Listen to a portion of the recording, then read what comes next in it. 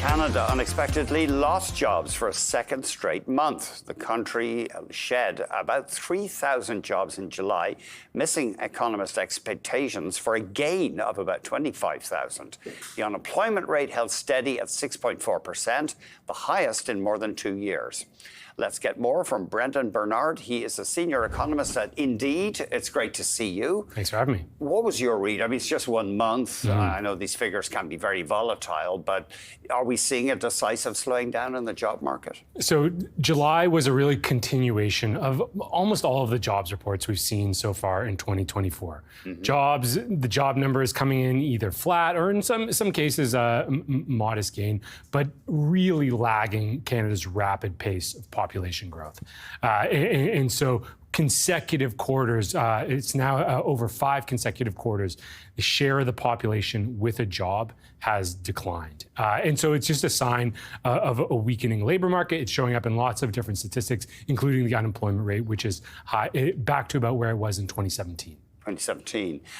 Because, of course, our labor pool is growing steadily. Sure, and the labor pool is growing quite quickly at a time when employers are pulling back their hiring activity. So, for instance, job vacancies, job postings on Indeed, they were really high coming out of the pandemic. But since then, the job seekers market has really shifted back, and there's not as many opportunities for work out there. And at the same time, we've got rapid population growth, and so just the number of jobs isn't keeping up with the total size of the workforce.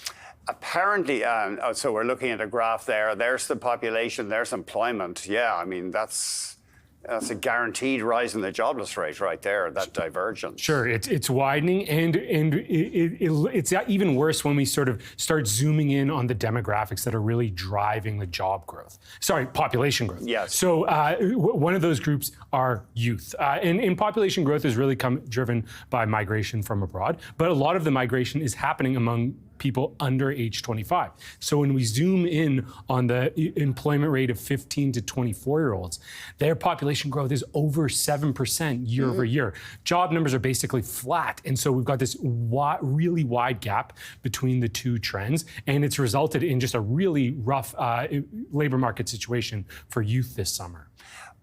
That's interesting, yeah. Frustrating, obviously. People want to pay for college or whatever, yeah. Sure. Or just get them out of the house. Just the first job experience. We've seen a jump in the share of youth who've never had a job just because landing that first job has gotten tougher. That's interesting. It's a career setback for them in that sense. Yeah. Now it could be worse, but in the sense that many people who are losing jobs, they're losing jobs. It's tough to lose that first summer experience, let's say. But if they're going back to school, that's a bit of a different situation than if they're totally fully in the workforce. But still not a great situation right now. The government, as you know, is trying to cut back on these temporary foreign residents. But now, apparently, the Canadian Chamber of Commerce and the Canadian Federation of Independent Business aren't happy about that. And they're warning in a letter that this could have catastrophic economic consequences. But, I mean, given that we have rising unemployment and, our population growth has outstripped job creation, it seems like a logical thing for the government to do. Well, and I think some of those considerations aren't just about the labor market. They're about things like the provision of services, housing, for instance, real crunch there. A few things I think about when thinking about just how the inflow of population from abroad impacts the labor market. One is that population from abroad doesn't just create supply of workers, it also creates demand for goods and services. And so while newcomers, rising numbers of newcomers might ease labor shortages in some areas of the economy, it can also create labor shortages in other areas. So, for instance, construction. If we need all this new housing because our population is growing so quickly, well, it's quite possible that then that pushes up demand for housing and creates more demand for labor in that area of the economy when people might be filling jobs in other segments. Think a bigger picture, though. labor shortages are one of the most cyclical aspects of the economy. And while we think about labor shortages often in the context of structural trends like population aging, they really bounce around year to year.